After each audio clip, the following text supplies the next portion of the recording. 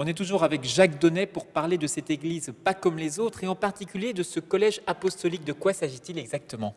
Alors le collège apostolique, c'est l'ensemble des 12 apôtres qui représentent la scène. C'est la foi catholique, ça a été déterminé au concile de Nicée et ici, vous avez le plus beau collège apostolique de France de cette époque. Alors ce qui est impressionnant aussi, on va se diriger un petit peu plus loin pour voir une autre pièce maîtresse de cette église. Ça s'appelle un retable. Et en quoi ce retable est-il exceptionnel selon vous? Alors, ce retable, il est exceptionnel parce que c'est un retable polychrome qui est fait en pierre, avec 4 pierres. Là, ici, vous avez la souffrance, le portement de croix, où vous avez le Christ qui tombe sous sa croix, Véronique qui vient lui essuyer la figure. Ensuite, vous avez la crucifixion, où on voit la pâmoison de la Vierge, le jugement des Juifs, le Sanhédrin, et puis le Christ là-haut qui est donc sur sa croix.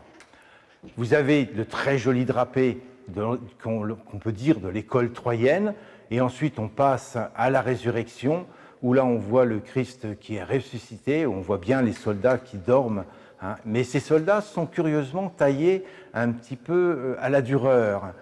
Et on voit que nos artistes, nos imagiers du XVIe siècle savaient vraiment tout faire. On a donc de l'école troyenne, de l'école, j'allais dire, germanique, et sur notre collège apostolique, on a du maniérisme, de l'italianisme.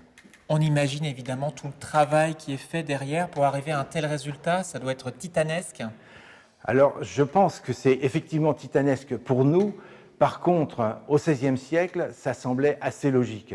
On revoit de très beaux retables dans l'Aube et je pense ça vaut le coup d'aller se promener dans l'Aube. On a d'énormes richesses, par contre, très peu connues. Ça vaut le coup de se promener dans l'Aube et ça vaut vraiment le coup de venir voir cette église de Rumilly-les-Vaudes, Valérie, qui mérite, vous l'avez compris, vraiment le détour.